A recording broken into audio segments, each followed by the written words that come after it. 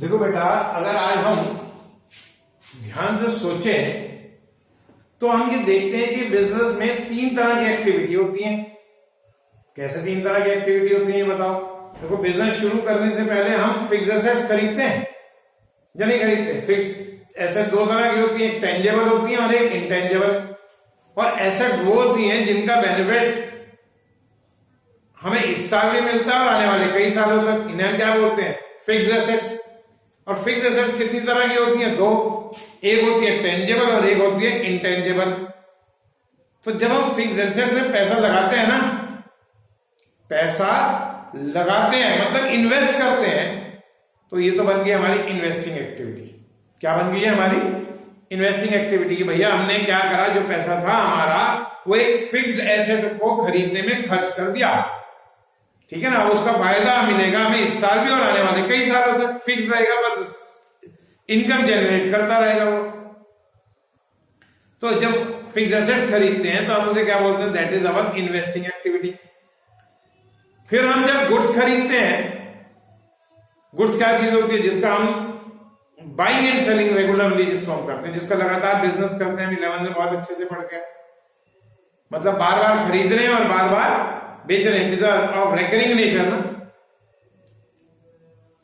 तो ये जो गुड्स की बाइंग एंड सेलिंग है, इसको हम बोलते हैं ऑपरेटिंग एक्टिविटी। क्या बोलते हैं इसको? Operating activity.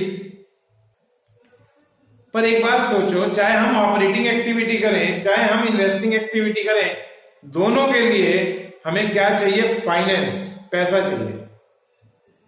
और जब हम अरेंजमेंट ऑफ फाइनेंस करते हैं, that is called financing activity.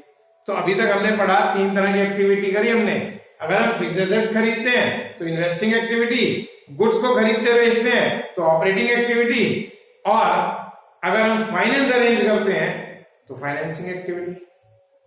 ठीक है, ये बात आगे अच्छे से समझ में। अब हम एक एक करके बात करते हैं। सबसे पहले हम बात करते हैं ऑपरेटिंग एक्टिविटी के बारे में।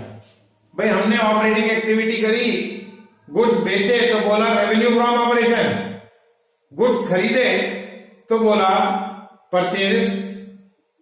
पर गुड्स खरीदने और बेचने में कुछ और खर्चे भी करने पड़ते हैं। गुड्स को बेचने के लिए कुछ और खर्चे भी करने पड़ते हैं, खरीदने के लिए भी कुछ और खर्चे करने पड़ते हैं। ठीक है ना। जब खरीदने के लिए करते थे तो डायरेक्ट एक्सपेंसेस बोलते थे, और जब बेचने के लिए करते थे तो इनडायरेक्ट बोलते थे। ठीक है ना। अब इनडायरेक्ट एक्सपेंसेस में 2 चीजों का टोटल होता है, एक होता है ऑपरेटिंग का और एक होता है नॉन ऑपरेटिंग का। अब जो ऑपरेटिंग वाले जो खर्चे हैं ना, वो गुड्स को खरीदने और बेचने में हेल्प करते हैं। आई रिपीट, ऑपरेटिंग वाले जो एक्सपेंसेस होते हैं वो गुड्स की बाइंग और सेलिंग में हमारे को हेल्प करते हैं, और जो नॉन ऑपरेटिंग एक्सपेंसेस होते हैं वो फाइनेंस को अरेंज करने के लिए करते हैं। तो एक्टिविटी के हिसाब से हमने इनडायरेक्ट एक्सपेंसेस को डिस्ट्रीब्यूट कर रखा है। आई रिपीट, जो एक्सपेंसेस हमें गुड्स को खरीदने और बेचने में हेल्प करते हैं वो हमारी होती है ऑपरेटिंग एक्टिविटी, ऑपरेटिंग एक्सपेंसेस। और जो फाइनेंस को अरेंज करने के लिए एक्सपेंसेस करते हैं उन्हें बोलते हैं हम लोग फाइनेंसिंग एक्सपेंसेस, या वो होते हैं नॉन ऑपरेटिंग एक्सपेंसेस। और इन दोनों का अगर टोटल करते तो इनडायरेक्ट एक्सपेंस बन जाते हैं। ठीक हो गया। तो आप जरा देखो कि हमारे ऑपरेटिंग एक्सपेंसेस कौन कौन से होते हैं।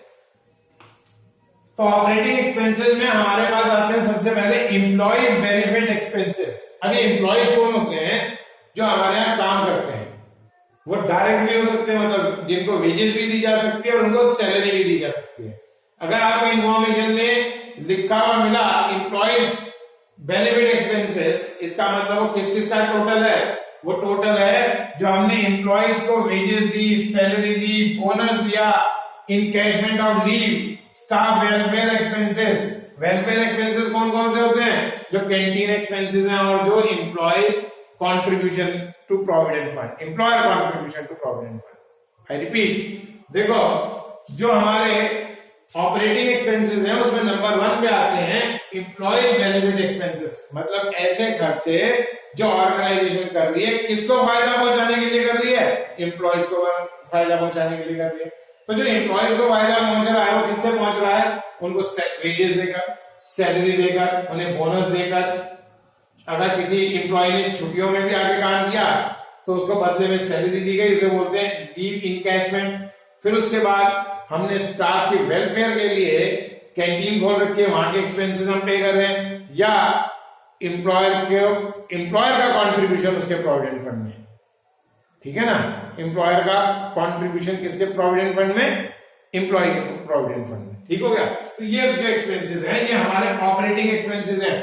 इन्हें क्यों करते हैं, जिससे हमारे एम्प्लॉयज खुश रहें, और एम्प्लॉयज खुश रहेंगे तो उतना ज्यादा बाइंग एंड सेलिंग वो हमारी अच्छे से करेंगे। That is why they are called operating expenses. एक दूसरे नंबर पे अगर हम ऑपरेटिंग एक्सपेंसेस के बारे में बात करें तो एक तो ये हुआ जो एम्प्लॉयज में किए जाते हैं, दूसरे जब हम बिजनेस चलाते हैं तो हमारी फिक्स एसेट्स थी दो तरह की, एक थी टेंजेबल और एक इनटेंजेबल। टेंजेबल अगर घिसती है ना, यूज करने पर घिसेगी, तो जब उसकी वैल्यू घिसने से कम होती है तो हम लोग क्या बोलते हैं, डेप्रिसिएशन। तो डेप्रिसिएशन भी तो हमारा ऑपरेटिंग एक्सपेंसेस हो गया, ठीक है ना। डेप्रिसिएशन भी हमारा क्या हो गया, ऑपरेटिंग एक्सपेंसेस हो गया, ठीक है। और दूसरा जो इंटेंजिबल फिक्स एसेट्स होते हैं उनकी लाइफ होती है और लाइफ कम होती हुई चली जाती है। तो जब लाइफ कम होती जाती है तो हम लोग डेप्रिसिएशन की जगह वर्ड यूज करते हैं एमोर्टाइजेशन। क्या यूज करते हैं, एमोर्टाइजेशन, या उसको रिटर्न ऑफ भी बोलते हैं, ठीक है। That is also an expenses. और क्यों, क्योंकि बिना फिक्स एसेट्स को यूज करें हम लोग गुड्स को प्रोड्यूस ही नहीं कर सकते थे उसको, और इंटेंजिबल एसेट्स को यूज करें बना बिकने नहीं थे।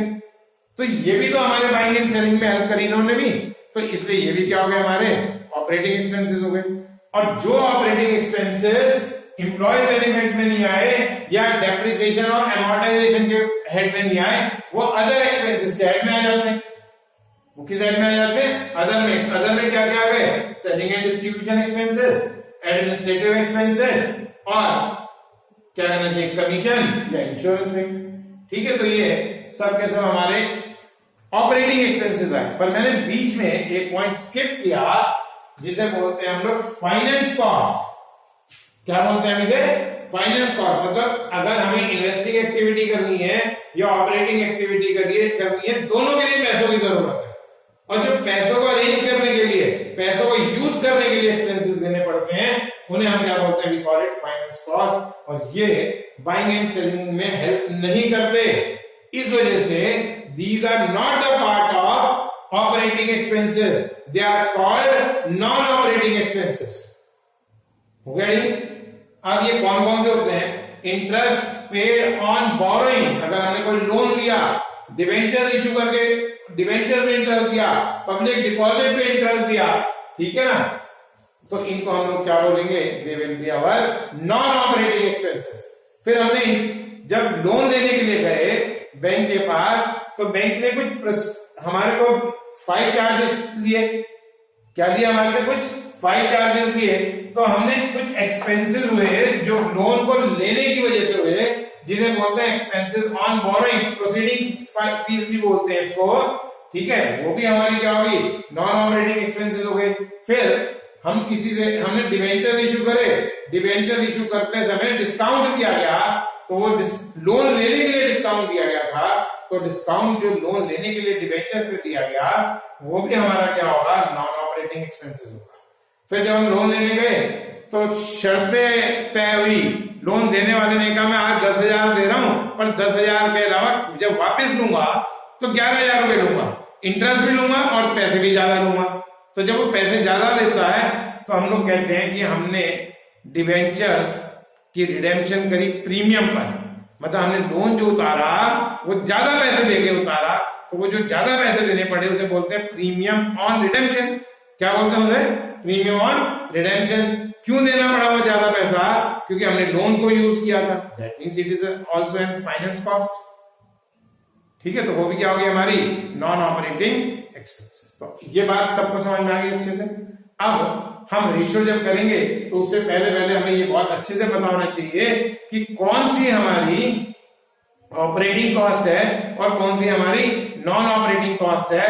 और आपको ये भी अच्छे से फॉर्मूला याद होना चाहिए कि total indirect cost is equals to operating cost plus non operating cost, ठीक है। और ऑपरेटिंग में क्या क्या आ गया, एक तो एम्प्लॉयज बेनिफिट एक्सपेंसेस आ गए, सेकेंडली क्या आ गए हमारे डेप्रिसिएशन एंड अमोर्टाइजेशन आ गया, और थर्ड आ गया क्या अदर एक्सपेंसेस। तीनों को ऐड कर दो तो हमारे पास आ जाएंगे ऑपरेटिंग एक्सपेंसेस। तीनों की डिटेल मैंने आपको बहुत अच्छे से समझा दी, ठीक। और नॉन ऑपरेटिंग में क्या आ जाएंगे हमारे फाइनेंस के एक्सपेंसेस आ जाएंगे, प्लस दो चीजें और आ जाएंगी, एक तो loss on sale of fixed assets.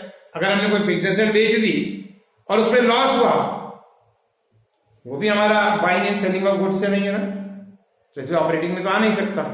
तो वो जो लॉस है that will be also treated as an non operating expense. Clear. तो इसको करने के बाद तब हम कल से नेक्स्ट क्लास में क्या करेंगे, रेशियो शुरू